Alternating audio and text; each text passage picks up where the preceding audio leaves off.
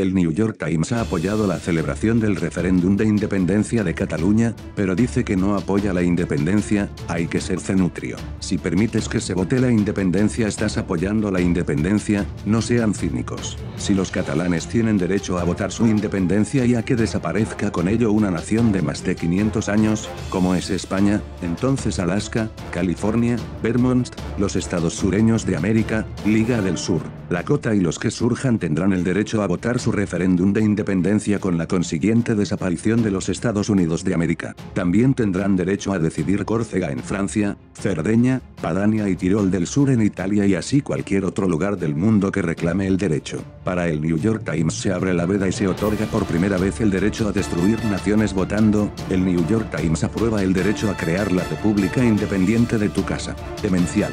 Señores del New York Times, mucho cuidado con lo que están diciendo, porque es gravísimo. Cataluña nunca ha sido ni un estado ni una nación. Cataluña forma parte de España. Métanse en sus asuntos, que con Donald Trump ya tienen entretenimiento. No se entrometan en los asuntos internos de España.